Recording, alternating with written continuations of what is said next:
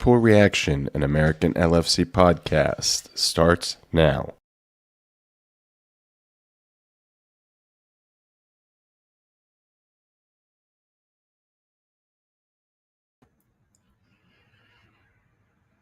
Hello there, Liverpool fans in America and all over the world. Coach Ralph here with his verdict on today's Battle of the Unbeaten, as Liverpool went down to London to lock horns with Crystal Palace at Selhurst Park. Selhurst Park is known as a bit of a bear pit for visiting teams, and so it proved today.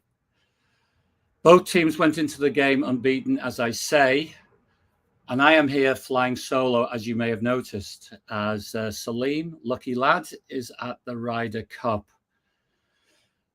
Before we talk about the Liverpool game, I do have to say, with regard to the Ryder Cup, Mr. President, your team's not doing very well.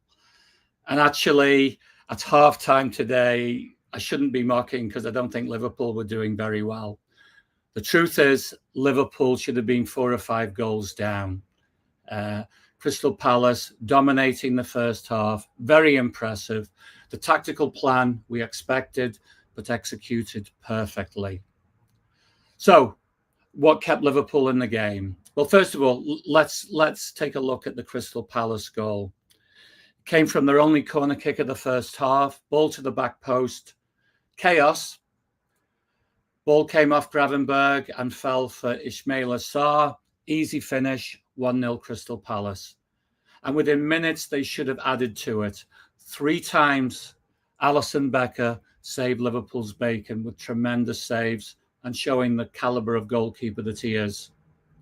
And this was very much the pattern of the first half.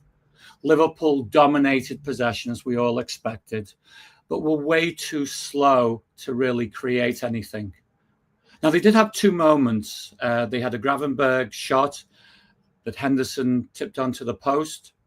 And then there was a Konate header, which was just past the post from a corner kick.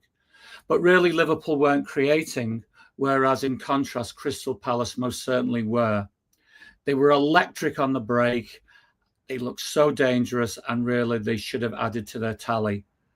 And that was signified very much and underlined by Mateta in the final minute of the half, hitting the inside of the post, and the ball came out. A huge let-off for Liverpool. Liverpool did get better in the second half.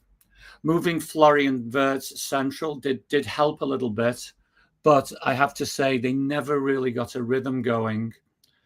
And because of that, Palace were relatively comfortable in keeping the Liverpool team out. That said, Liverpool were starting to edge closer and closer. They weren't getting too much on target, but they were hitting shots close to goal, getting deflections and blocks, and all of a sudden being in the game to some degree. Chiesa made a difference when he came on and was desperately unlucky with a great effort that was just the wrong side of the post. Moments later, he made up for it, scooping a ball in at the back post, and Liverpool looked like they were going to do their usual late night show, get back into the game, and now they were looking for the winner. But you've got to give credit to Crystal Palace. They didn't sit back. They too were looking for a winning goal, and they got it about 8 minutes into overtime, injury time. Long throw into the box. Like the first goal, chaos in the Liverpool box, ball to the back post, and Nketiah slotted home. 2-1, and whilst a draw was my pre-match forecast, and it looked like it was going that way, I don't think, in all honesty, a win for Crystal Palace can be complained about too much. They're an excellent team. They play to the manager's plan perfectly, and they have some standout players. Mark Gahey we know about because we wanted him at Anfield. And apparently Adam Wharton is on Liverpool's shopping list as well for the future. He was impressive in midfield before he was withdrawn. Muniz is a constant danger down the right-hand side, and Mateta gave Konate all kinds of nightmares. I don't think the big Frenchman will sleep well tonight when he returns to Merseyside. Anyway, Liverpool perspective. Yes, the key players, or should I say the new players, are still a ways away from settling in. To be fair, Alexander Isak didn't get much service up front, so wasn't able to impact. Kirkus doesn't look comfortable. Frimpong was inconsistent when he came on. And Wirtz, while he did marginally better when he moved centrally, is still a ways away from being effective in the game. I think there's a lot now that Arne Slot has to consider going into the Champions League game in Turkey. As I said at the start, Selhurst Park is a beer pit, but when you go to Galatasaray, it's another level again. The fans are vicious and they will take no prisoners given the chance. So, congratulations to Crystal Palace. They moved their unbeaten streak now to 18 games. As I say, much for Arne Slot to consider.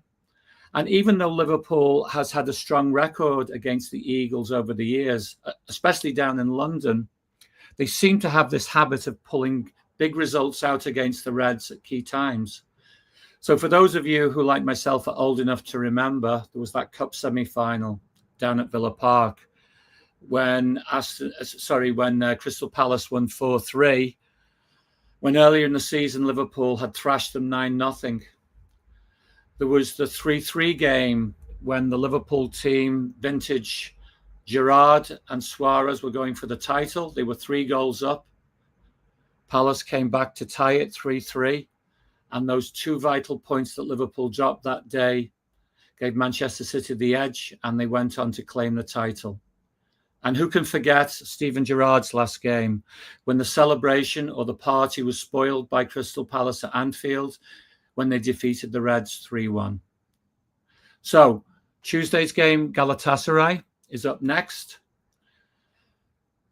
Arne Slot, what's he going to do? I think Nketiah will come back into the mix after his 1-game suspension. Would he have made a difference today? Maybe.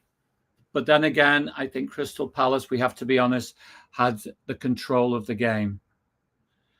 Now, Salim will be back.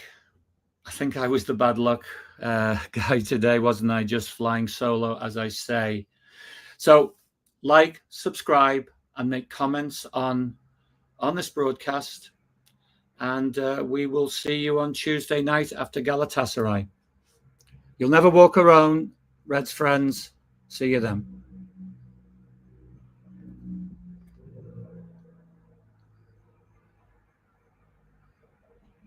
Coach and I want to take a second to thank everybody for watching on YouTube or whether you're listening via podcast.